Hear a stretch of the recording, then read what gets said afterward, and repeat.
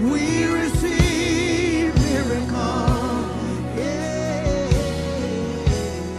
Good morning. Welcome to Faith in the Morning. Something good is going to happen to you today, so expect miracles.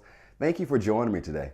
Faith in the Morning exists to help you start your day with faith and encouragement. So I'm so glad that you're joining me this morning, whether you're listening on Apple Podcasts or Spotify, watching on Facebook, YouTube, Twitter, Faith Plus, watching on demand, listening at a later time. I'm so glad that you're a part of Faith in the Morning. Go with me to John chapter 6. Last month in July, we talked about miracles, and we talked about this week developing a miracle mentality. We're going to share more about miracles as we get ready for upcoming series called Mission Possible, but also to understand that as we deal with the pressures of life that I talked about this past Sunday, I did a message called You Won't Break My Soul. It's available on our Faith Plus app, as well as on our Faith Christian Center podcast.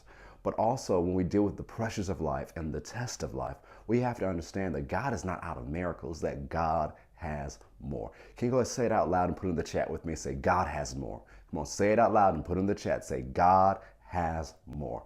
God has more miracles. So we must maintain a miracle mentality. So say it with me. Say, God has more miracles. So I must maintain a miracle mentality. One more time. Say, God has more miracles. So I must maintain a miracle mentality. John chapter 6. It says, after these things, Jesus went over the Sea of Galilee, which is the Sea of Tiberias. Then a great multitude followed him because they saw his signs, which he performed on those who were diseased. Now, one of the beautiful things about this verse, I remember a couple years ago, I was able to sit under the teaching of Rick Rand. He was talking about the Greek behind this phrase, that they saw his signs which he performed, that this painted to that he kept doing signs. The signs kept coming, they kept coming, they kept coming, they kept coming. And it was in such a creative, theatric fashion that no one in that area had ever seen anything close to like it. Not just in the quality, but in the quantity, but all the quality. It was amazing, and these signs kept coming. And so there's a lot of people who are heading to Jerusalem for the Passover, but they heard that Jesus was here, that Jesus is in his hometown. So they came to see Jesus. They came to see the signs. They came to see these miracles. Remember, we talk about this word sign, are these God pointing signs that reveal God in a person's life. It reveals the message that God is telling them to say. It reveals that God is with them. And Jesus went up on the mountain, and there he sat with his disciples.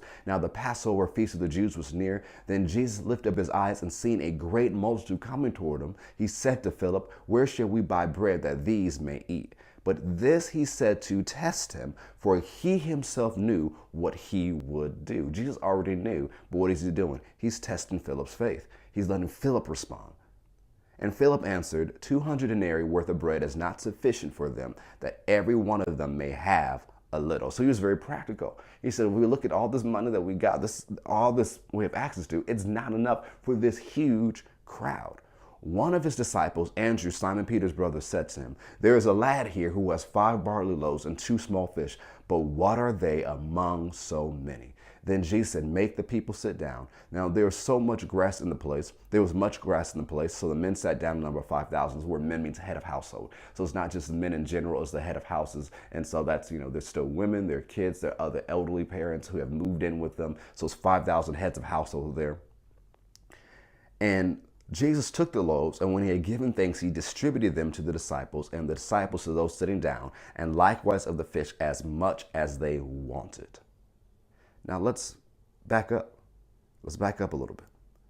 It says, and Jesus took the loaf, and when he had given thanks, he distributed them to the disciples, and the disciples to those sitting down, and likewise to the fish as much as they wanted.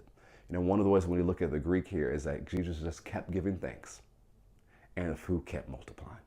He kept giving thanks, and it kept multiplying. It kept multiplying in the hands of disciples. It kept flowing, just like the miracles we talked about on the top of John 6. And so whatever you're facing today, whether it's a need of provision like we see in John 6, or you're in need of a miracle, God has more. So you must maintain a miracle mentality. So follow the example of Jesus today. Keep giving thanks. In everything, give thanks. Not because of the situation. You're in the situation, so give thanks. Hey, what are you giving thanks for? Because God is with you. because God has not run out of miracles, because God is faithful, that God is going to see you through. He's seen you through so many other times before, and he's going to see you through today. So in the midst of everything, give thanks, knowing that you have a miracle working God. I believe in miracles because I believe in God, and something good is going to happen to you today. So expect miracles. If you haven't already, subscribe to our podcast on Apple Podcasts and Spotify. Subscribe to our YouTube channel on the Faith Christian Center with Kerrick Butler, and share this on your timeline so other people can be encouraged to develop the miracle mentality. Have a great day. God bless. Miracles, miracles.